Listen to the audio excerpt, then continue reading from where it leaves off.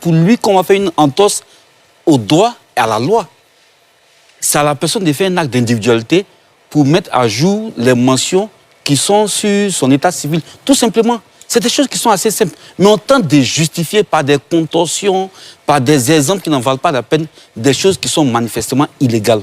Ce qu'on demande à la CEI, c'est de se conformer au code électoral. Chaque année, ils doivent faire la révision de la liste électorale. Est-ce qu'en 2025, ça a été fait? Non. Est-ce qu'ils comptent le faire? Ils disent non. C'est un problème. Donc le parjure, là, c'est le président de la CEI qui est en train de faire un parjure. Et ça, nous dénonçons cela.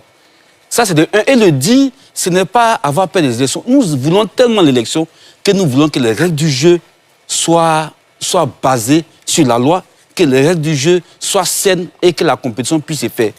En même temps qu'ils disent qu'on a peur d'aller aux élections, en même temps qu'ils disent qu'on ne peut pas gagner, ils excluent un candidat. En même temps qu'ils disent ça, ils veulent maintenir en état une liste électorale qui est truffée d'irrégularité. Allez dire à Souba, si cette liste-là, il y a des électeurs qui sont plus âgés que leur propre mère et que leur propre père, des électeurs. Une liste où des femmes ont 500 enfants. Il y a des irrégularités qui sont là. Et ces irrégularités ne peuvent pas se gérer à travers le contentieux. Pourquoi? Je vous explique. Quel est le mode opératoire? On dit, si tu vois quoi Justin, né en 1800, et que tu dis qu'il n'est pas né en 1800, c'est à toi d'envoyer la preuve qu'il n'est pas né en 1800. Mais quoi Justin qui est né en 1800 n'existe pas? Comment je peux avoir la preuve sur l'identité réelle de quelqu'un qui n'existe pas? C'est pas possible.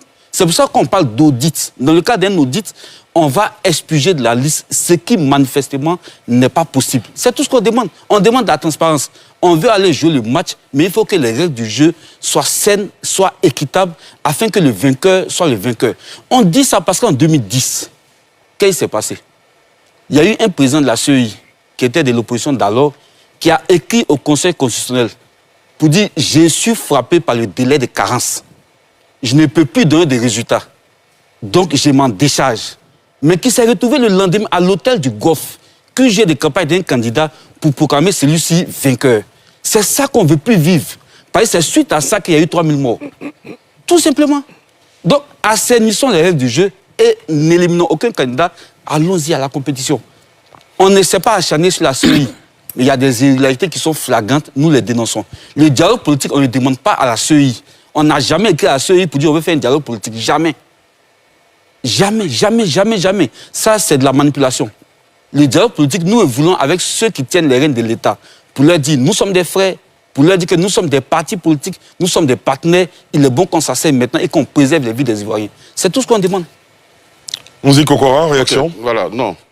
Vous savez, tout à l'heure, il a dit que je suis arrogant ou méprisant. Bon, je ne sais pas quel est le Non, je n'ai pas spécifié vous. J'ai dit que vous parlez... Non, il n'a pas personnalisé. Il n'a pas personnalisé. Je pense que... J'ai reconnu même que vous parlez de bonne foi. Voilà, mais il y a beaucoup d'ignorance dedans. Non, non, je suis très bien. La précision a été faite. Allez-y. Non, vous n'êtes pas ignorant. Vous ne parlez pas ignorant. Avec beaucoup d'ignorance. C'est bien. C'est son temps de parole. Allez-y. C'est la même chose. Donc, j'ai dit, comme je suis... Vraiment, je reconnais que... J'ai parlé de l'article 6. S'il vous plaît, messieurs, on va pas parler ensemble. Donc, je me documente.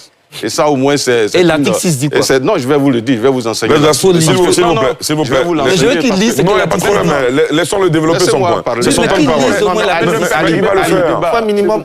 S'il vous plaît, c'est ce que je suis en train de faire. C'est moi qui fais la police du débat. Blaise Las, s'il vous plaît. Mouzi Kokora, s'il vous plaît. Fanny, s'il vous plaît. D'accord, s'il vous plaît, messieurs. Blaise Las, c'est à vous. Voilà. Je fais remarquer que l'article 6 a existé depuis 2000. Non. S'il vous plaît, non, Blaise. Et donc, l'article 6 dit... Personne ne vous a interrompu, laissez-le aller au bout. Si vous avez des observations, vous les notez. La liste électorale est un document administratif sur lequel sont inscrits l'ensemble des électeurs. Elle est permanente et publique. La liste électorale est tenue à jour annuellement par la commission chargée des élections pour tenir compte des mutations intervenues dans le corps électoral. Allez, je fais remarquer que le code de l'article 6 a existé depuis 2000 sous Laurent Gbagbo. On peut considérer qu'il y a eu la guerre, donc on ne peut pas faire la révision de la liste. Mais de 2010 jusqu'à aujourd'hui, on peut compter les révisions de liste électorale. De 2010 à 2020, il y a eu 3 révisions de liste électorale en 10 ans. Mais de 2020 à aujourd'hui, c'est 3 révisions de liste électorale. Tu viens de reconnaître que la loi est violente. Attendez votre tour de parole. Mais même cette année, Ali, mais ils étaient là quand ils ont accepté que les enfants, les mineurs de 17 ans puissent s'inscrire sur la liste électorale en 2024. Or, on dit la mutation, c'est-à-dire prendre en compte les mutations intervenues au cours de l'année. Mais quand des enfants de 17 ans qui passent 18 ans en 2025 et qui sont sur la liste électorale, n'y a-t-il pas eu de mutation? Il y a eu bel et bien de la mutation. Ça, c'est la première chose. Deuxième chose que je voulais dire, ils ont parlé de centenaires et autres. Ali, voilà une autre circulaire. Vous savez, les gens sont tellement de mauvaise foi. Et les 6 millions dont ils parlent, depuis l'arrivée de ce pouvoir, nous avons enrôlé moins de 3 millions de personnes. Et on nous annonce 6 millions. Ça veut dire que eux, quand ils étaient au pouvoir, la liste qui nous a permis d'aller aux élections en 2010 comportait des irrégularités. Mais l'origine est là. Vous savez, voilà la circulaire signée par le Premier ministre Guillaume Soro, le Premier ministre chargé de la sortie des crises, circulaire numéro 001. PM, ensuite, bon, je passe sous silence les autres pour ne pas perdre le temps, qui dit clairement, les pétitionnaires qui ignorent les dates et les lieux de naissance de leurs parents doivent être acceptés à l'enrôlement. Dans ce cas de figure, les mentions concernant leurs parents devant être portées sur le formulaire sont les suivantes. Écoutez bien, chers Ivoiriens. Lieu de naissance marqué inconnu. Date de naissance marquée 1er janvier 1850. Voyez-vous, 1850 aujourd'hui, ça fait combien d'années, cette personne? Voyez-vous, il faut arrêter de tromper les Ivoiriens, s'il vous plaît. Parce que nous sommes face au peuple de Côte d'Ivoire. Disons la vérité. Et comme les autres l'ont dit, le PPACI, les autres partis politiques, vous savez très bien, vous avez boycotté tout le processus de révision de liste électorale de 2010 à 2022. Mais vous ne pouvez pas vous attendre au miracle. Vous nous parlez de dialogue, Ali, mais c'est une incohérence et un manque de responsabilité. Parce qu'on a eu la 5e phase du dialogue politique. Et c'était la dernière phase du dialogue politique. Et après les débats, recommandations faites, il a été admis par les acteurs que prochainement, ceux qui ont des problèmes doivent saisir les institutions de la République et on ne doit plus recourir au dialogue. Mais d'abord, pour aller au dialogue, Ali, il faut d'abord épuiser le débat, il faut épuiser toutes les procédures mises en place. On ne doit plus recourir au dialogue. S'il vous plaît, mais attendez, après vous pourrez poser vos questions. Ali, pour recourir au dialogue... Notez vos questions. J'ai pas bien compris. Non, écoutez bien. On ne doit plus recourir au dialogue. Non, c'est pas ce qu'il a dit. Notez, s'il vous plaît, mais vous en rajoutez, s'il vous plaît.